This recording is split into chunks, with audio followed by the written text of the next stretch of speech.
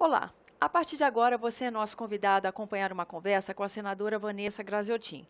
E o nosso tema, economia e política. Assunto, aliás, que atravessou 2015 inteiro e já entrou em 2016.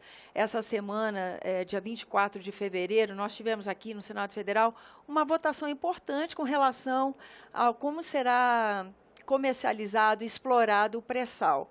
Como vai ser a participação da Petrobras ou não. Esse é um tema que afeta muito a nossa economia, já que a Petrobras é uma empresa responsável por grande parcela do PIB? Ele afeta mais o futuro, porque o que nós aprovamos ontem, apesar de muitos dizerem da inoportunidade do momento, mas pela insistência de um bom número de parlamentares, votamos a matéria, tanto que a urgência foi aprovada e mantida com 2 votos apenas, não é?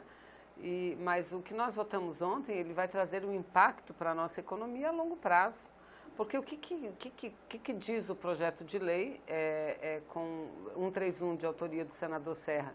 Primeiro, ele tirava a operação obrigatória e exclusiva da Petrobras em todos os novos campos do pré-sal, para a exploração do petróleo. Mas garante que a Petrobras atue quando for da conveniência da empresa, exatamente, não é isso? O projeto era assim, retirava, qualquer empresa poderia ser a operadora.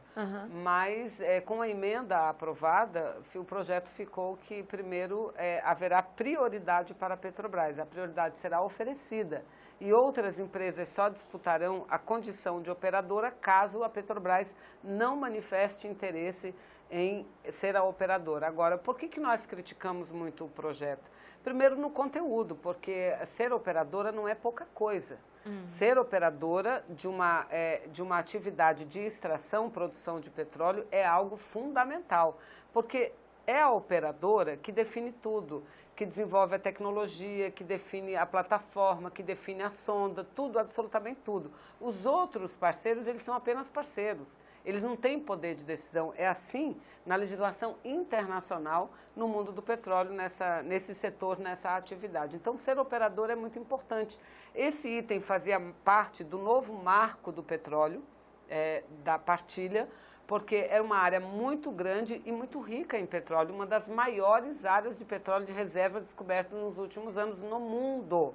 Então, é óbvio, e uma empresa de petróleo, ela tem que ser uma grande empresa, ela não sobrevive sendo uma pequena empresa, né? Então, por isso foi colocado. Senador... E eles retiraram ontem. Agora, o que a gente diz é que é inoportuno por uma série de razões. Primeiro, pela situação da Petrobras. E era justamente o que eu ia perguntar, não é em função justamente dessa situação que vivemos hoje, que isso pode ser bom, porque não obriga... Um argumento que a gente ouviu no plenário foi justamente o seguinte, olha, a Petrobras nesse momento não tem fôlego para essa exploração. Mas aí a gente levanta, de fato, a Petrobras, ela vive um momento delicado, mas ela está longe de estar falida, como muitos disseram no plenário. É uma grande empresa, porque o endividamento, ele acomete todas as petroleiras do mundo, as grandes, que, aliás, 94% delas são estatais. Por quê? Porque nós tivemos uma commodity, que é o petróleo, que estava sendo até meados do ano passado comercializada a 100, 120 dólares o barril, ela caiu, está a menos de 30. Então, qual é a companhia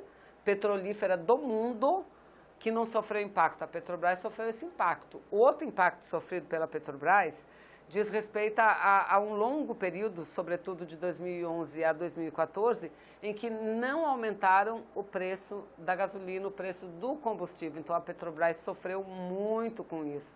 E a Petrobras sofreu também com um terceiro elemento, que é essa operação Lava Jato, que sem dúvida nenhuma deu um impacto importante. E há um quarto elemento ainda que diz respeito ao câmbio. Então, o endividamento da Petrobras elevado, só no ano passado, do segundo para o terceiro trimestre, ele pulou em 30%, ele aumentou. Então, imagina, se amanhã o dólar, que hoje é R$4 em média, o dólar está a R$4, se amanhã ele cai para 2, o endividamento da Petrobras vai cair muito também. Então, a Petrobras vive um momento delicado. Não falimentar, longe, porque a Petrobras é muito rica, é muito grande e tem muita reserva, não é? Mas além desse que eles levantavam isso, há uma outra questão que tem que ser levada em conta e eles não levaram. É que se de fato a Petrobras está num momento delicado, então olha, vamos tirar ela como exclusiva para abrir espaço para outras, eu pergunto, essa é a melhor hora de abrir novas áreas de exploração do petróleo? com o preço a menos de 30 dólares o barril? É claro que não. Mas espera aí, agora a gente cai também, mas e o momento do Brasil? Porque essa questão de ajuste fiscal, as contas do governo, veja não é a hora bem, de usar um pouco dessa reserva? Não, porque se você abrir fizer um novo leilão agora, na área do pré-sal... Não vai ser o melhor preço? Não, além de você entregar preço de uma banana, o que seria uma decisão de lesa pátria, além disso, quando que você teria o retorno financeiro? Daqui a 8, 10 anos somente. Então, a saída, se a gente quer ajudar a crise, não é essa. Então, esquece pré-sal para apagar incêndio, que não vai apagar incêndio. Libra. O leilão de Libra já foi feito há algum tempo.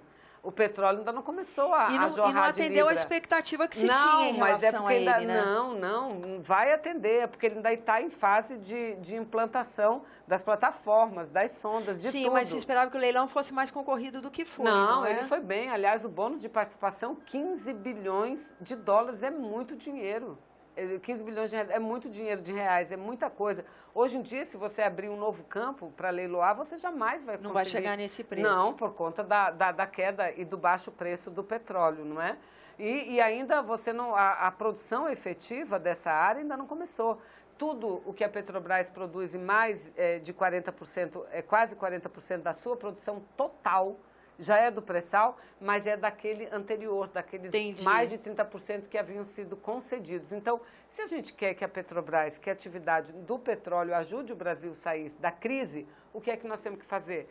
Nós temos que capitalizar a Petrobras para que ela aumente, dobre a sua produção no campo do pré-sal que ela já vem explorando. Que já está explorando. E isso é possível, é plenamente possível. Isso sim ajuda a crise agora, não só do governo federal, mas de estados e municípios, porque imediatamente haveria um repasse de royalties. Ontem falavam, não, porque precisamos ajudar a crise, porque... Precisamos ajudar a crise. Mas não vai ter royalties agora, não vai ter royalties agora.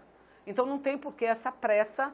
E eu digo, nós ainda temos muita luta pela frente, porque o projeto vai à Câmara, mas a luta maior agora e que a sociedade tem que estar alerta que nós não podemos deixar que se efetive leilão. Porque se efetivar leilão, primeiro, a Petrobras está de fora.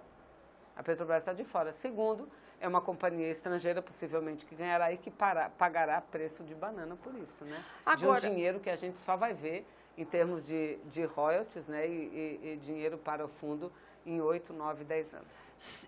Senadora, a gente entra 2016 com uma questão que também vem de 2015, né? O quadro econômico do país se agravou. Ontem mesmo a gente foi rebaixado por agência de classificação de investimento, quer dizer, agora nós estamos mais atraindo capital de risco do que capital menos volátil. Encarece o custo Brasil. Encarece o custo Brasil. E aí, como é que é o papel do Congresso num momento desse? Porque o ajuste fiscal, que também vem de 2015, ainda continua... Ainda continua então, vindo, né? O Congresso Nacional, e aí a gente apelou muito ao presidente Renan, que na abertura dos trabalhos anunciou uma pauta, que é uma pauta, obviamente, polêmica, porque discordante de uma boa parte de senadores, mas a ideia do presidente Renan é plenamente correta, justa, que a gente ajude o Brasil a enfrentar esse momento delicado. Então, não dá, primeiro, para paralisar o Senado Federal, com esses debates de corrupção aqui, corrupção lá, não dá. Quem quiser debater, debata, mas vamos votar, vamos colocar o plenário para funcionar. Porque essa é a expectativa que isso aconteça em 2016. Porque os ajustes propostos pelo governo, esses iniciam sempre pela Câmara.